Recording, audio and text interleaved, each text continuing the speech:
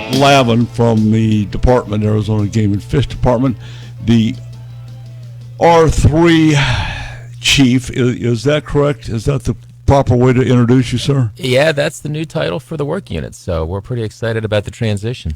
Well, I really like the old title, the Wildlife Recreation Branch Chief. I mean, that kind of sums up what we do.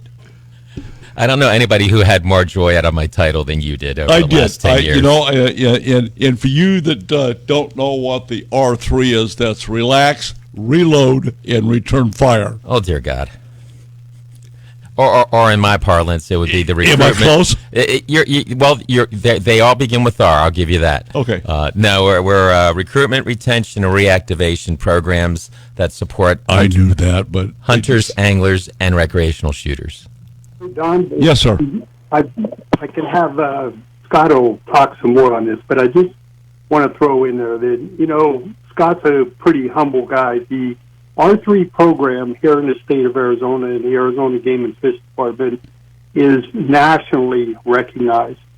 When we talked last week about us going to the Western Association of Fish and Wildlife Agencies, WAPWA, all across the western U.S., the states want to know about the R3 program. How do you make it successful? Scott has institutionalized R3 across all the WAPWA members in there. Every single year, he's asked to give a presentation, give an update. What's the next thing that everybody should be doing? So I just want to put that out there so your listeners know that you're talking to a nationally known guy in the R3 business and one of the best qualified to give information on this. When was our first discussion on this, Scott? That's going to bug me. Yeah, you know, I started this. Can you believe this is my 11th year in the department? That's just terrifying by itself. Oh. But I met you at the Meet the Commission banquet. Probably I was 2 weeks on the job.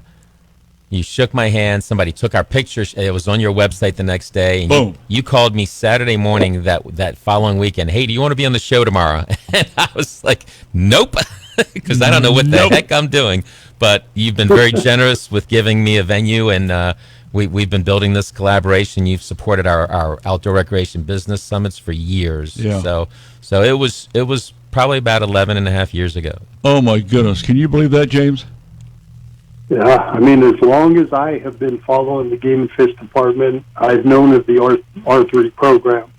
And like I said, once you become a commissioner, you get a lot more insight to the execution of the program and how much effort and work has to be put into it to make this thing successful. So much appreciated.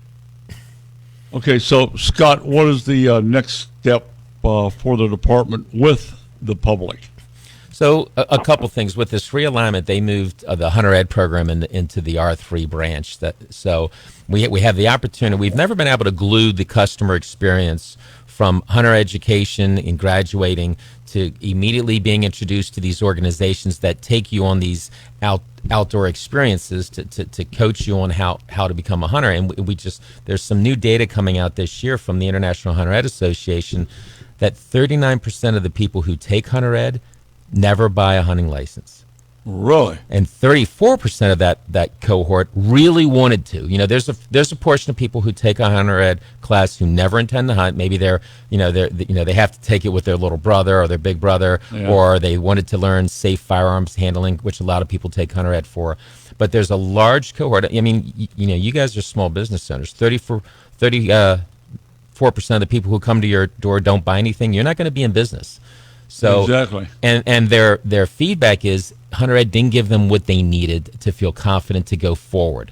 And so we're able to glue that customer experience. You just completed Hunter Ed. Here are 60 organizations. It doesn't matter if you like to hunt with muzzleloaders. It doesn't matter if you want to hunt deer. It doesn't matter if you only want to hunt with other ladies or with youth or with adults. There's an organization to fit that niche that you can see people that you can identify with and go out and learn from. And so that's my big push this year.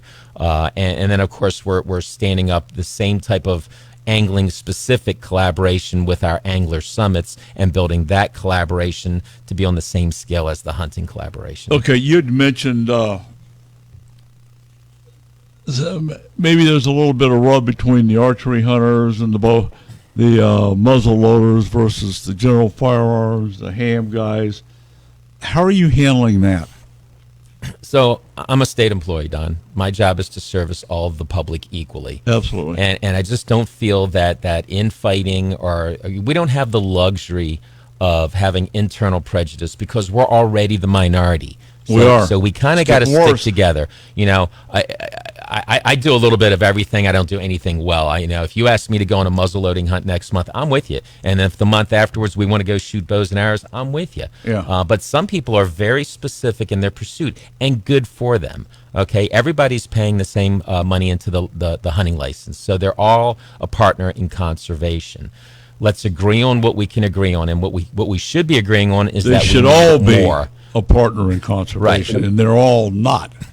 And we all need more. Well, across the board, Scott's not because he's sitting here. He's done a great job for the department and the constituents of Arizona, and he always hasn't had the pleasure of doing all the things that are fun. Some of the things are like dancing in a minefield, and you've done it well. Chairman Guggenauer mentioned when we go to Waffle, we hear and see things. I hear and see things too. And what I hear from the people in my position across the country, some of their greatest challenges, they don't feel like they're empowered to act. They're still waiting for permission to act. And that's the one thing I have to thank Arizona Game and Fish, our current director, Ty Gray, and our former director, Larry Voiles. They said, just go do it. They gave me all the rope in the world, and thank God we did a science-based approach. We've never sank our canoe on the department's dime, but we have not had to wait for permission to act. We've been able to charge ahead, get guidance when we needed it, get support when we needed it, and that's been amazing.